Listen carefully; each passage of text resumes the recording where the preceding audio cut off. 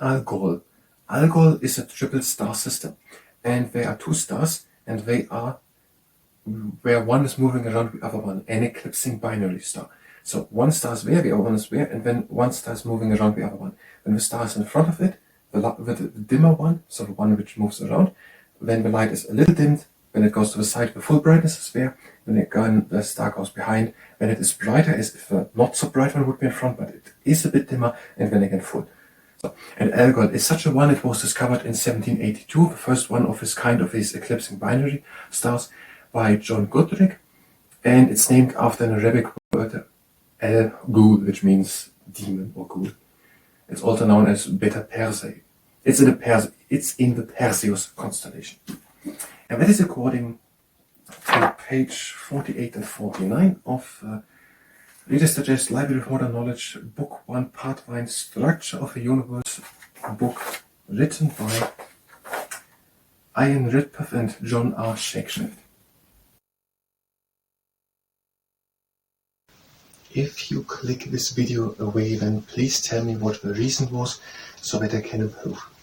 Otherwise, hi and welcome. I'm trying to learn space science today, Algol and Alpha Centauri, and after we have done that, we're gonna do body center training. And if you participate in the body center training, then is that at your own risk. Algol, a triple star system.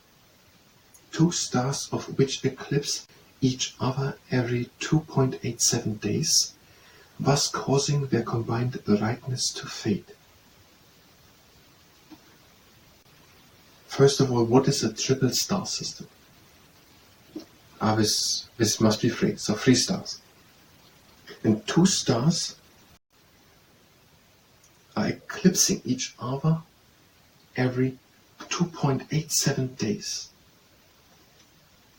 So 30, and they're moving like that somehow, and then one is blocking the other one. And that causes them to cause their combined brightness to fade. This type of star is known as an eclipsing binary. Algol was the first such star to be discovered by John Goodricke in 1782. Its name is derived from the Arabic Algol, meaning ghoul or demon. Algol lies in the constellation of Perseus and is also called Beta Persei. Let's look what an eclipsing binary is.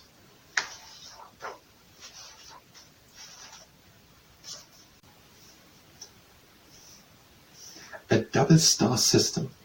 The stars are held together by their mutual gravitational attraction. So the thing with the two stars works. The planet can have two stars. One star moves periodically around and in front of the other, as seen from the Earth, causing an eclipse. The amount of light reaching the Earth from such stars therefore varies. So it's a star and then just one is, I don't really get it, but eclipsing binary, then two associated stars of differing degrees of brilliance revolve around each other. The total brightness received from them is reduced at the times when the more brilliant star is eclipsed by the fainter star.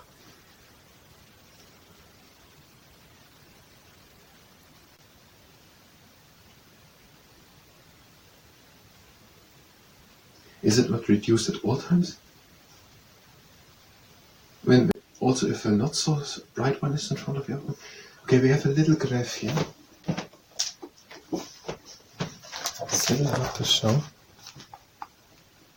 Right there.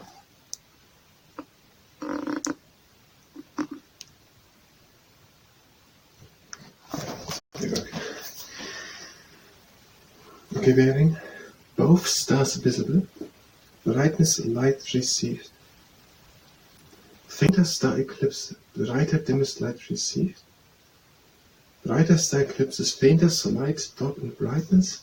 Fainter star eclipses brighter dimmest light received. I don't understand what we're showing here. Both stars visible, brightest light received.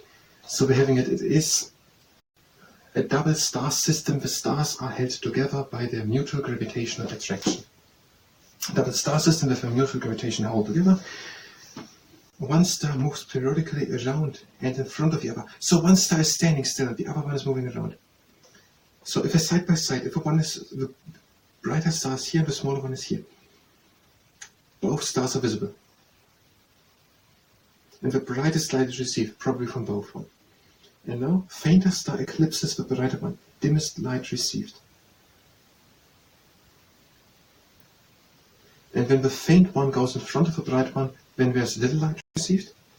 Brighter star eclipses fainter, slight drop in brightness. So if one is not behind the one, the smaller one is behind the other one, then there is a drop in brightness, but not completely. And fainter star eclipses brighter, dimmest light received. And again, depending from what side someone looks, both stars visible, brightest light received. Okay, it's not that they're turning each other around each other, but it seems to be more one is standing and the other one is moving around. One star moves periodically around and in front of the other.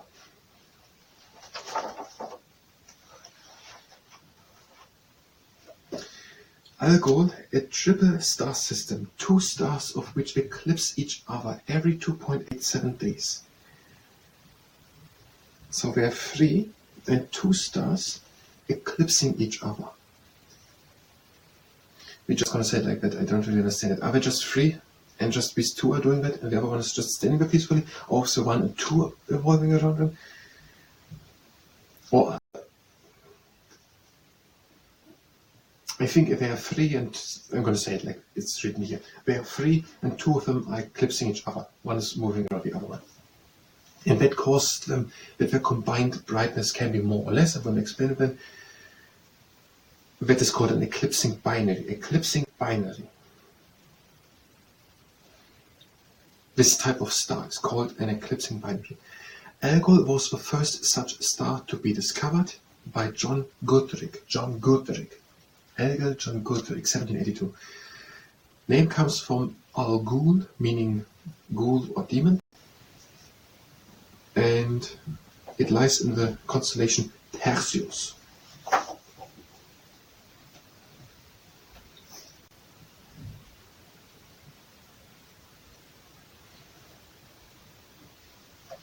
A bright constellation of the northern sky, visible during autumn. Its best known star is Algol. A bright annual shower of meteors, the Perseid meteors, radiates from a point near the constellation's border with Cassiopeia and reaches a maximum of about 60 meteors an hour each year around August the 12th. Okay, Perseus is just a constellation. Okay, Algol lies in the constellation Perseus, also called Beta Persei, Perseus, Beta Persei, 1782, John Goodricke, eclipsing binary, 2.87 days, Algol, triple star system. I'm going to start with second camera and I'll try to say it.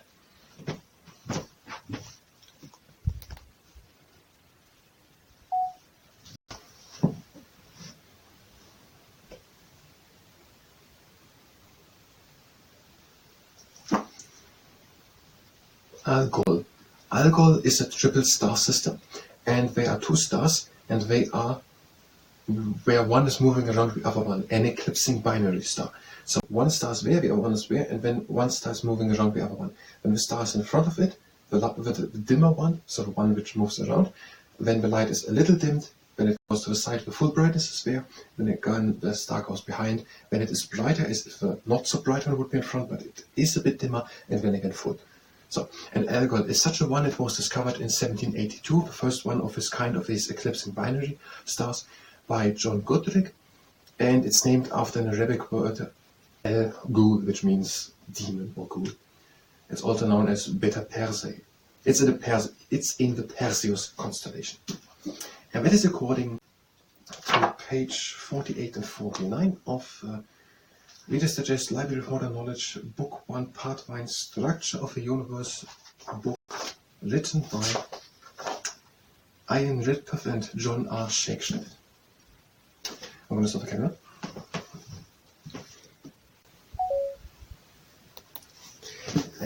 Actually, we don't have time, sorry, for the second part, but we can read it. We have around 2 minutes.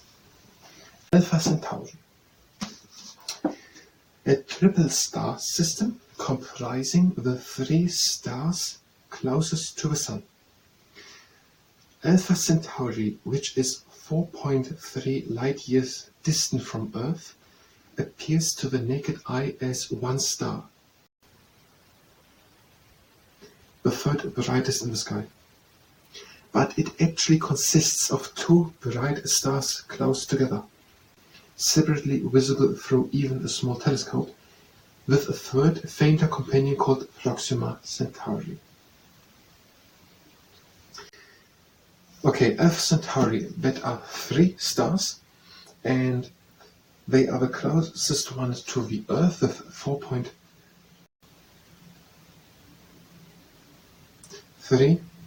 light years away.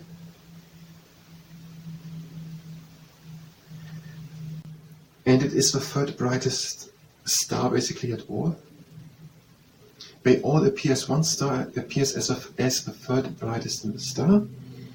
If someone looks closely, then they are able to see even with a telescope that these are different ones, 2 of them, and there's also a third one called Proxima Centauri. I have information, I try to say it on the camera.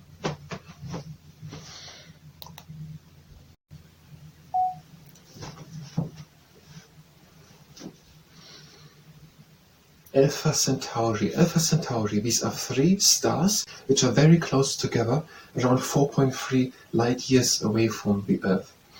And if someone looks closely with a telescope, they can see that 2 of them are actually separate one, and there's actually a third one, so these are 3 individual ones. The third one is called Proxima Centauri. They are together, appear basically as one star, and they are the third brightest star basically on the sky, but they're actually 3. And that's according to the page 48 of Reader's Digest Library of Modern Knowledge, Book 1, Part 1, Structure of a Universe, written by Ian Ridpath and John R. Shakespeare. I'm going to stop the camera.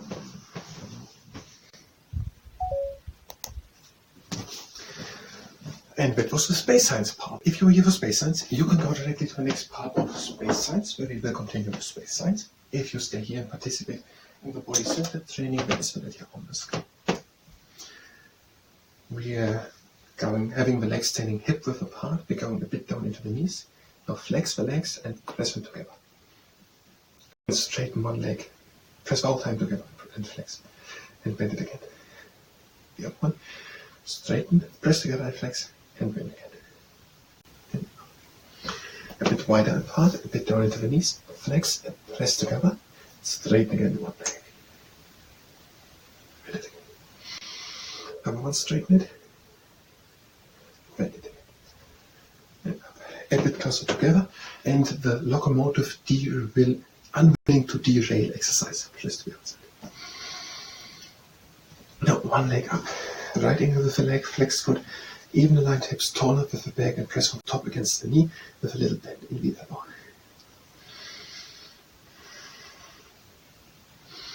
Press from the inside, slash and back slash exercise, and the bulldog exercise, press up and to the side,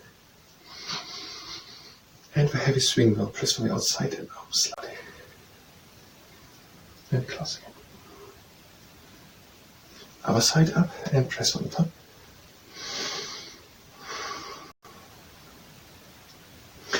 On the side.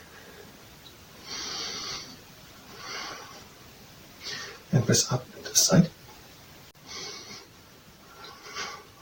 And from the outside and up slowly. Close again. And now 3 exercises on the ground. 3 plank exercises. First, a side plank just on the elbow. Now, if you like and can, one leg up. And now on the long arm, one arm out, leg up, and pull the knee to the elbow. And over to the other side. First on the elbow. Now one leg up. And now on the long arm. arm all the leg up, and pull the knee to the elbow. And bye. The high sit-up stretch, knee onto the ground, pull the toes in. To the left, pull the toes in.